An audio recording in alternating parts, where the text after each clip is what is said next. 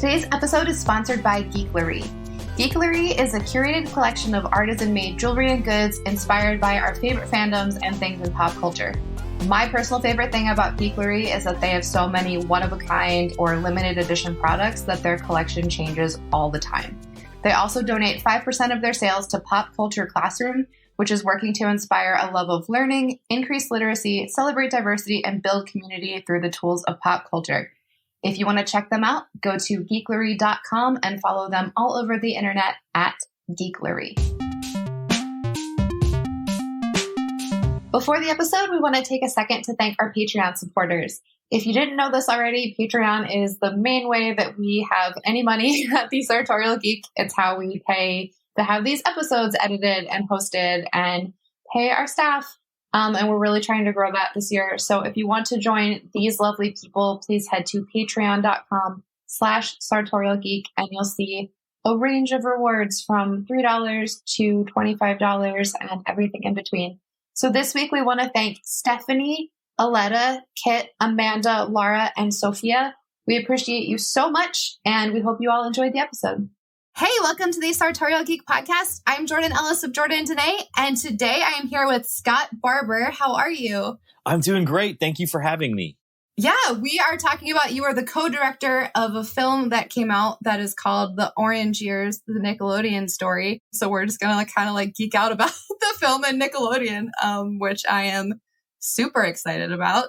It's a fun thing to do. And even after doing it for all these years while we were working on the film, I still love to just geek out about 80s and 90s Nickelodeon. It's very magical. Well, and it's fun too, because now that, I probably everyone listening is an adult. And so now that we're all adults, thinking back to what we enjoyed as kids is so different than when you're in it as a kid. And that's kind of what this film is, right? It's a look at what Nickelodeon did and what that network did for kids and entertainment, which is awesome. Yeah, absolutely. Kind of looking at, you said it perfectly, just taking a look at something that you loved as a kid, but now through the eyes of an adult. And kind of one of the things that Adam, my co-director on this, and I really wanted to do was kind of dissect, is it the nostalgia talking there, or was this something that genuinely was special? I think everybody kind of always thinks that, the music or the clothing or whatever was the best when they were young. Right. Everybody Yes. always does, whether it's the 50s, 60s, 70s, 80s, it's always that's when music was the best, or that's when TV or film was the best. It's always when you were young, when it was your movement. And that's kind of what we wanted to look at, because there are certainly some things that I look at as an adult that I was into as a kid that I'm wow, this really didn't hold up. Yeah, that's very true. And I still hold a fondness for it, but it is 100% nostalgia. And I think that, Adam and I really, of course, spoiler alert, feel that Nickelodeon is not that it is much more than just nostalgia. And we wanted to kind of dive into why is it that people have this strong reaction to 80s and 90s Nickelodeon. That's so awesome. And I think you're right. I do feel especially during this quarantine time, people have been sort of reverting to comfort things and nostalgia. Just nostalgia about being able to go outside, but then also kind of to our childhood and binging and rewatching things.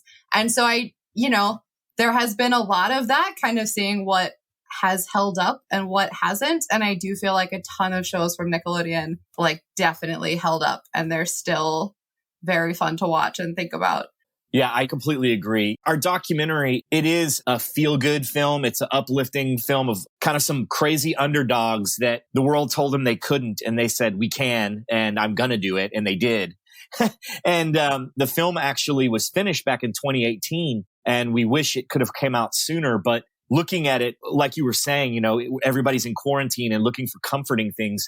We actually kind of thought about it and we're wow, this is actually the perfect time for it to come out, because our film it's not scandalous. It's not negative. We're not trying to do a TMZ expose on anybody. It's just about how Geraldine Laybourne, the president, awesome trailblazer, president of Nickelodeon, just was basically awesome and did a lot of really great things and created a really great team, and lifting her up because she is a behind the camera person. So, you have this whole generation of people that fell in love with her work, but don't know who she is because, it's not like she was on the channel, she was behind it all.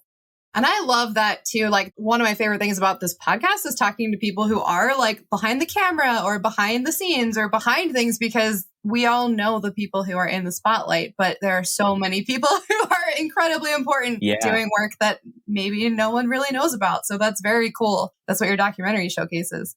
Yeah, it was an awesome experience. And honestly, that's when Adam and I found out about Geraldine Laybourne, that's when we really wanted to do it. We had kind of been kicking around ideas for, a documentary project. And Nickelodeon was one that we're like, oh, that could be kind of cool. But once we found out about her, we're like, oh, that's the story, because the world has to know who this person is. I mean, the world already does. It's not like it's a secret. There's a lot of people out there that say, I love 90s Nickelodeon. Right. That then you say, oh, Geraldine Laybourne. And they go, what, who? Especially because as kids, you don't tend to know like the adults behind the camera.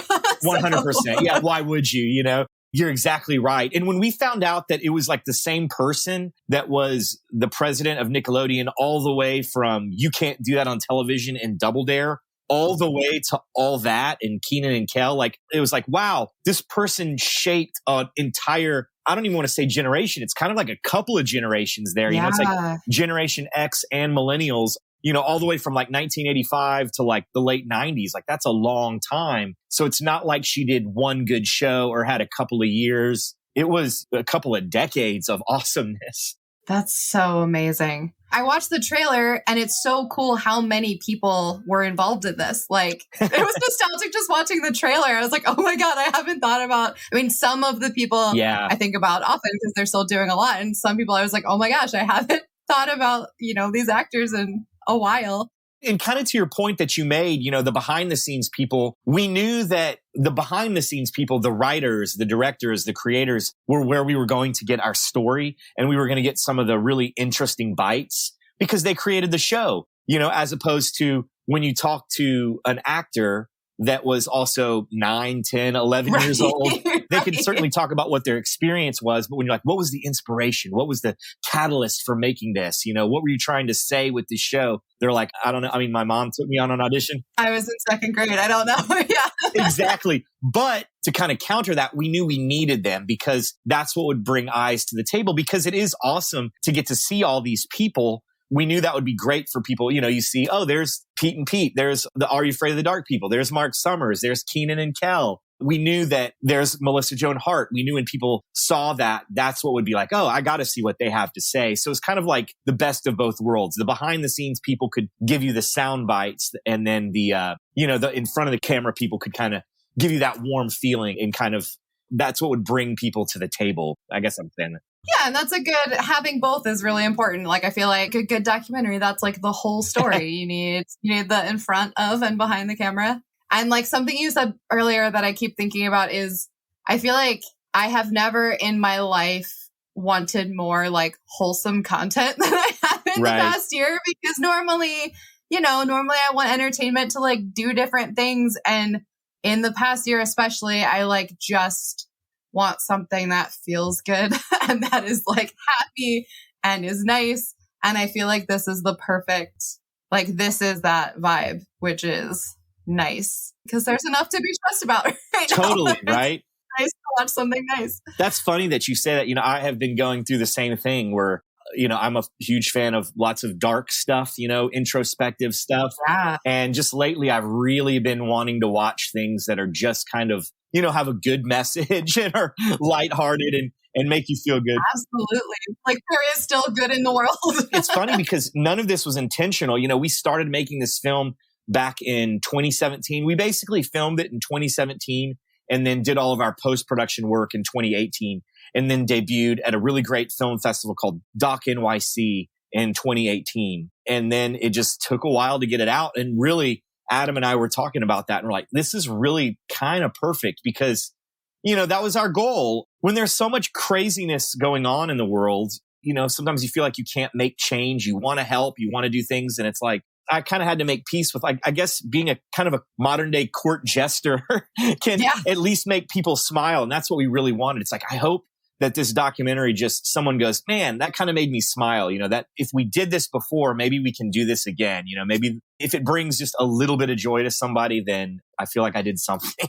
No, I totally get that. And I've also seen, I don't have kids, but I have a lot of friends with kids. And I feel like families have been spending more time together than they ever have in our generation, at least. And I've seen a lot of parents like passing on stuff that they enjoyed to their kids. And so I bet this is fun for a lot of families too, to like watch together or to like have, for us to remember the stuff we loved as kids. And then a lot of those shows are accessible on like streaming services now. To be able to like share that is very cool. Yeah, I hope so. Cause, there's a lot of people, like, for example, Kel Mitchell, who was part of the extremely popular duo, Keenan and Kel. He's kind of has two sets of fans. Well, he's got multiple sets of fans, but, like I know him as Keenan and Kel Mitchell, Kel Kimball was his character's name on the show. But he was on a Nickelodeon show recently called Game Shakers. He kind of talked to us about that, how it's kind of crazy how,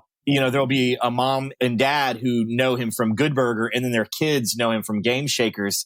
So I think that's kind of cool. And we kind of found that like a lot of these people who used to work at Nickelodeon have kind of come back around and work there again. So maybe parents and kids can kind of see where some of the things that are on Nickelodeon to this very day, where they came from. Like the slime, they're doing the Kids' Choice Awards, and it just got announced that the host of the Nickelodeon Kids' Choice Awards this year is going to be Kenan Thompson. Amazing. That's pretty awesome. And they still slime people on that show. In the commercial for it, it's Kenan getting slimed. And in the documentary, we talk about where Nickelodeon got that tradition of sliming people. So, maybe it is something that kids and their parents can watch together and both get something slightly different out of.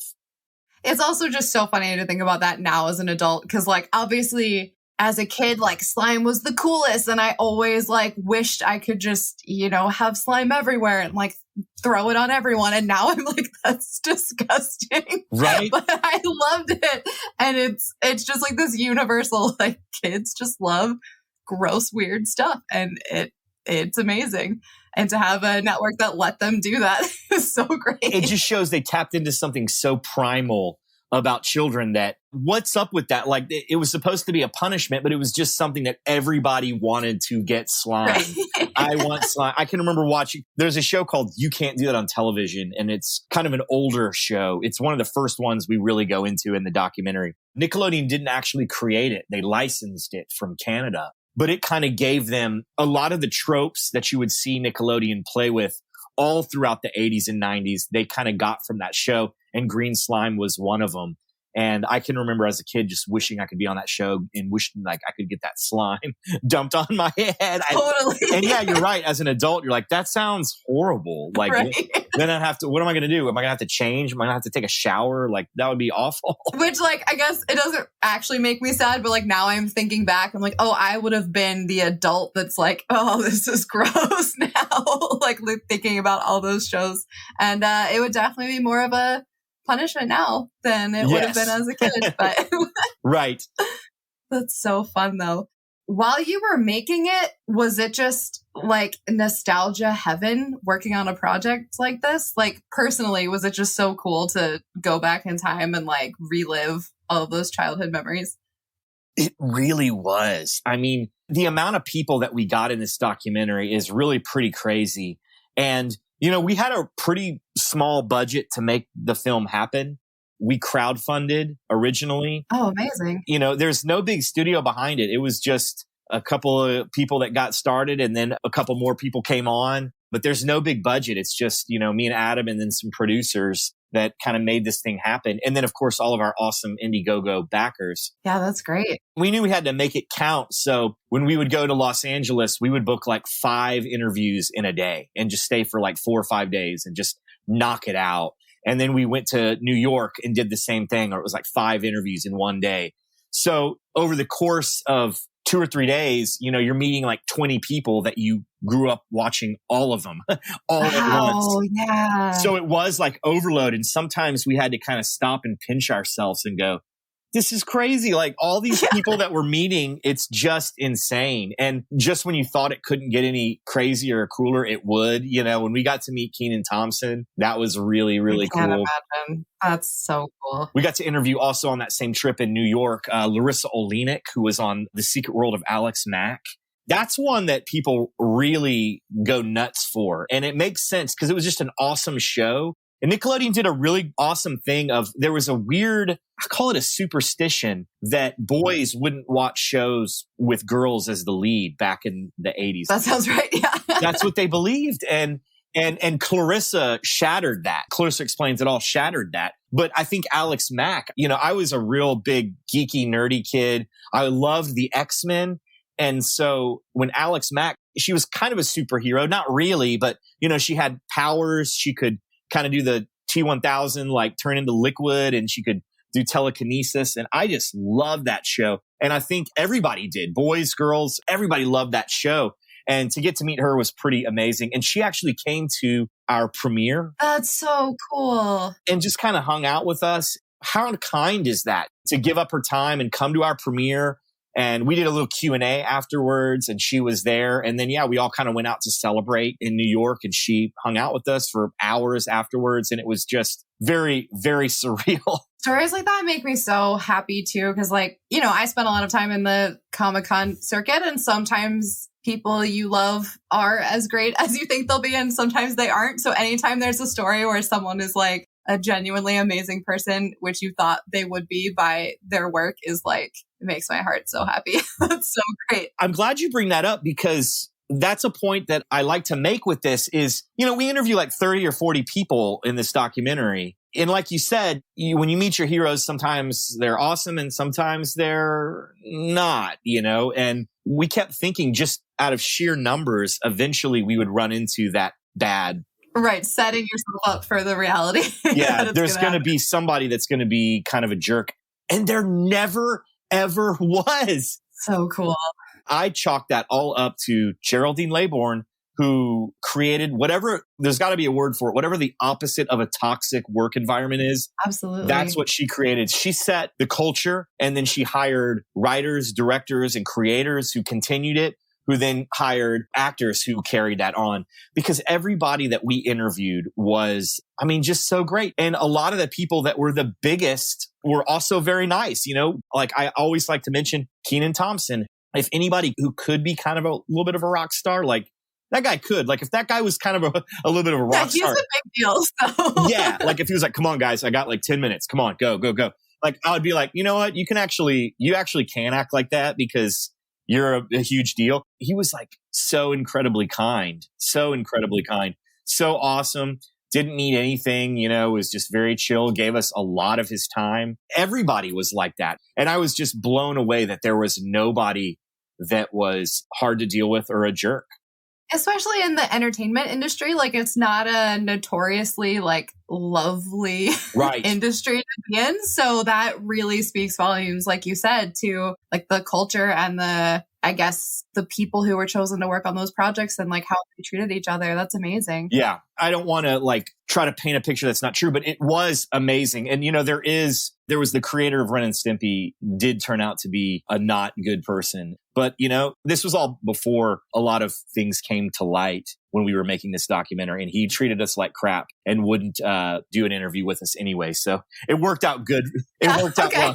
He was the only one. There might have been people afterwards, but we were just dealing with the Geraldine Laybourne years. Yeah. So some people have said, oh, what about this person? It's like, well, I'm not researched on that, because we're careful not to say it's a golden age Nickelodeon doc, because the golden era is different for everybody. Ours is like her era. When she came in and when she left, that's when our film comes to a conclusion. That's nice though, because then it's an unemotional like chunk of time. Like it's not just like these are the years I thought were best. It's like, no, we're following a person and her journey here. Exactly. Yeah. That was a really huge relief. Like when we figured it out, because like, well, how do we end it? It's like, well, when she leaves, it's over. Because, I think there are some great shows that have come out of Nickelodeon after that, for sure. So it's like we wanted to be really careful to not be, those guys that are getting older and are trying to say that, all the stuff. Talking about the glory days and that's it. Yeah. I hate it. And so it really is just, it's her tenure. And also it really just, the actual story, the way that it happened just kind of was a nice little bow for us, because she leaves. At the time, Nickelodeon became a juggernaut. And that's what we're trying to say is, now we look at Nickelodeon and it's on par with Disney, PBS, anything else. We're showcasing how they got there. So, we kind of end it with her leaving. And also there's the fact that at that point, Nickelodeon is more like what it is now, a genuine juggernaut. SpongeBob is equal to Mickey Mouse in the eyes of children. Totally. And also, like, it's hard to make, I mean, your film obviously has an ending, like it is made and it's over, and Nickelodeon is still happening. So you need some type of like way to end that. So that makes a lot of sense to me. Because it's obviously still going. Like, there will be new stories. Totally. Yeah. You can't have a continuous documentary. That's not really the way it works. So that totally makes sense. Did you have any like surprise or like favorite moments while you were making this? You know, my personal favorite moment was when we got to interview Geraldine Laybourne. Yeah. You know, she took Nickelodeon from a struggling channel that realistically probably would have gone under in 5 years. And instead of going under, instead took it the complete opposite way, and it became what it is now. And then she went over to the Disney Channel and was president of the Disney Channel for a while and took their network to great heights. And then she founded, after that, she was like, I want to do my own thing. And so she founded the Oxygen Network with Oprah. I did not know that. Wow. So she's just like one of those people that's just on another level. When you're in the presence of somebody that's like really a visionary, a revolutionary, someone that changed, I mean, she changed the world.